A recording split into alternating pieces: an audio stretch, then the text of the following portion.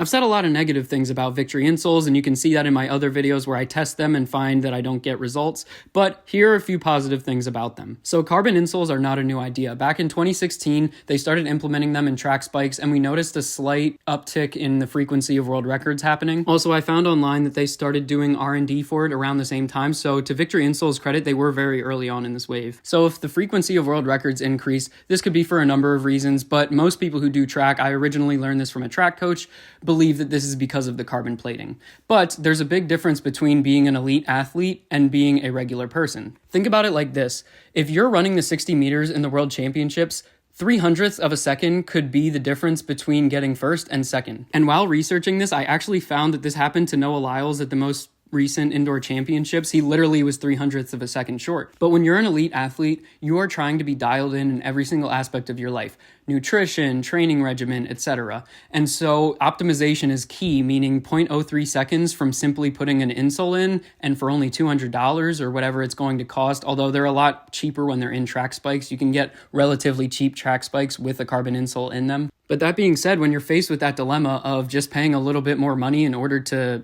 cut off 0.03 seconds, of course you're going to take that. That's going to be huge. So now I'm going to make some assumptions, which is that you're in the 99.99% of people who are not elite athletes. And in that case, maybe you're going to a high school or middle school track meet. Being able to shave off 0.03 of a second isn't going to do anything for you. At that point, finding an optimal training routine is going to be way more important for you, but obviously, they're already doing that at an elite level. They don't have the option to just work harder like you might. So I wanted to talk about the aforementioned video I did previously where I tested out the VKTRY Insoles. I pretty much had the same results out of 5 jumps on a jump mat for both of them. It was within a ½ inch, but the VKTRY Insoles were actually the one that was a little bit lower. However, I do understand how important it is to take things like fatigue into account and how warmed up you are, etc., which is, I think, the reason the ads are so deceptive. I think they'll typically take someone and their first jump of the day is obviously not a good one. Mine aren't. My first jump of the day, I'm just trying to grab the rim. My last jump of the day, I'm doing a 360 windmill. There's a big difference. So I know it's important to take things like that into account. With my experiment, I wouldn't say it's definitive proof that they don't work, but for me, they don't.